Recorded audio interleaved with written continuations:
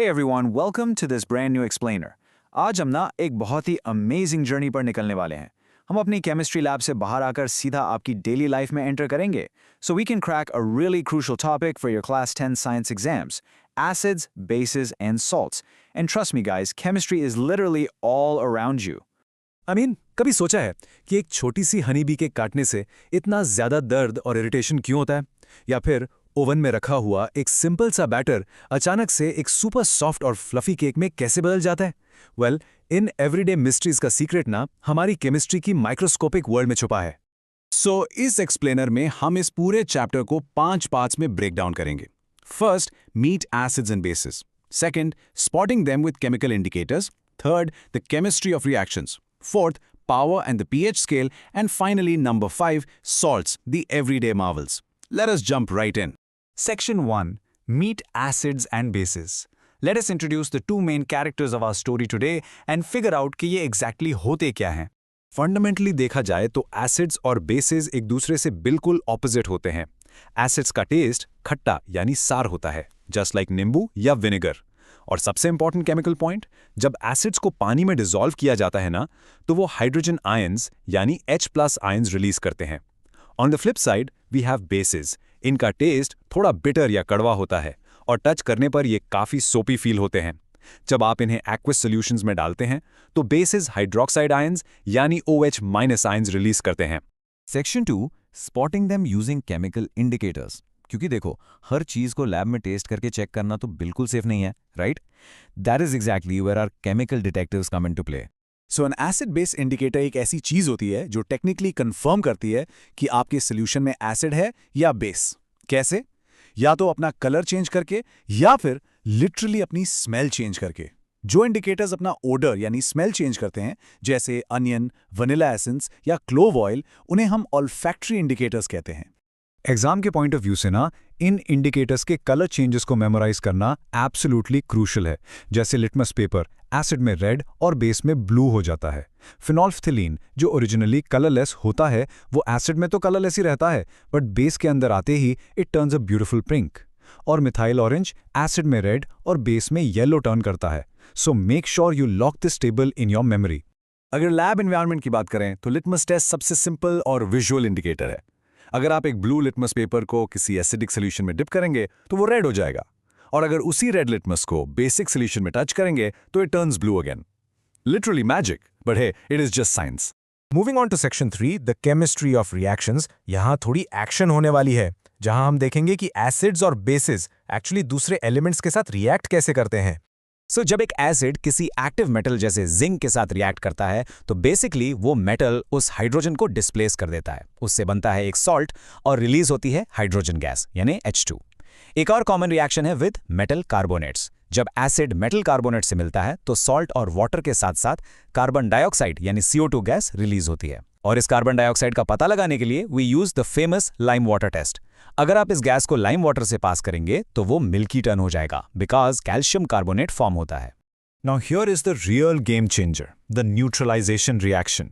इसको ना एक अल्टीमेट पीस ट्रीटी की तरह समझो।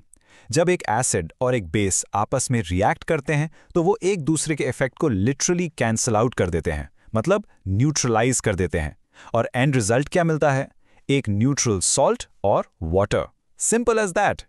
Section 4, power and the pH scale. अब क्वेश्चन ये है कि हम कैसे मेजर करें कि कौन सा एसिड या बेस कितना स्ट्रांग है। उसके लिए हम यूज करते हैं अपना पावर मीटर यानी द pH स्केल, जो 0 से 14 तक हाइड्रोजन आयंस की कॉन्सेंट्रेशन को मेजर करता है।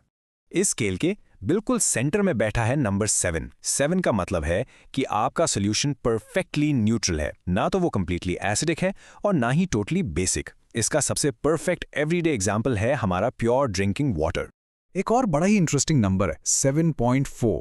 आपको पता है हमारी ह्यूमन बॉडी एक बहुत ही नैरो pH रेंज के अंदर ऑप्टिमली काम करती है। हमारे ब्लड और एंजाइम्स को जिंदा रहने और प्रॉपर फंक्शन करने के लिए ना pH लेवल को 7.0 से 7.8 के बीच मेंटेन करना पड़ता है, विच मीन्स रफली 7.4 के थोड़े से बेसिक लेवल पर रहना जरूरी है। And then we have 5.5। जब भी हम कुछ ज़्यादा मीठा खाते हैं तो हमारे माउथ में जो बैक्टीरिया होते हैं वो इस शुगर को ब्रेक डाउन करके एसिड्स प्रोड्यूस करते हैं। अगर हमारे माउथ का पीएच 5.5 से नीचे ड्रॉप हो गया तो हमारे दांतों का इनामल घिसना या कुरोड़ होना शुरू हो जाता है, which means tooth decay starts. यही रीजन है कि हमारा एवरीडे टूथपेस्ट बेसिक नेचर का बनाया जाता है ताकि वो इस एसिड को न्यूट्रलाइज कर सके। Let us make this even more relatable. जब हम बहुत ज़्यादा खा लेते हैं और पेट में इंडाइजेशन होता है तो वो एक्चुअली एक्सेस हाइड्रोक्लोरिक एसिड की वजह से होता है। और शुरू में हमने हनी बी स्टिंग की बात की थी, याद है? बी स्टिंग हमारी स्किन में मिथेनॉइक एसिड छोड़ता है जिससे दर्द होता है। दोनों ही केसेस में अगर आप बेकिंग सोडा जैसे किसी माइल्ड बेस का यूज करते हैं तो वो उन एसिड्स को न्यूट्रलाइज कर देता है, giving you instant relief, literally everyday magic. And this brings us to our final section, number 5. Salts, the everyday chemical marvels. देखो, salts का मतलब सिर्फ खाने में डालने वाला टेबल सॉल्ट नहीं होता। ये बेसिकली न्यूट्रलाइजेशन रिएक्शंस के इनक्रेडिबली यूजफुल ऑफस्प्रिंग्स होते हैं जो हमारी पूरी लाइफ और बड़ी बड़ी इंडस्ट्रीज को चला रहे। Take baking soda for example. इसका एक्चुअल केमिकल नेम है सोडियम हाइड्रोजन कार्बोनेट। इसे हम लार्ज स्केल पर एक फेमस मेथड से बनाते हैं जिसे कहते हैं द सॉल्वे प्रोसेस। पहला स्टेप होता है सोडियम क्लोराइड यानी हमारा कॉमन सॉल्ट और पानी को मिक्स करना। फिर उस मिक्सचर को अमोनिया और कार्बन डाइऑक्साइड के साथ रिएक्ट करवाया जाता है। इस कॉम्प्लेक्स सी लगने वाली रिएक्शन के एंड में हमें मिलता है हमारा एवरीडे हीरो बेकिंग सोडा। तो इस बेकिंग सोडा के क्या यूजेस हैं? Well, this answers the very first question we asked you. जब बेकिंग सोडा को कुछ एडिबल एसिड्स के साथ मिक्स करके बेकिंग पाउडर बनाया जाता है और उसको हीट किया जाता है तो वो CO2 गैस रिलीज करता है। यही कार्बन डाइऑक्साइड उस डो के अंदर ट्रैप हो जाती है और आपके केक को एकदम सॉफ्ट और फ्लफी बना देती है। उसके अलावा ये एक अमेजिंग एंटी एसिड है स्टमक रिलीफ के लिए, और सोडा एसिड फायर एक्सटिंग्विशर्स में आग बुझाने की भी काम आता है। It is quite a multitasker.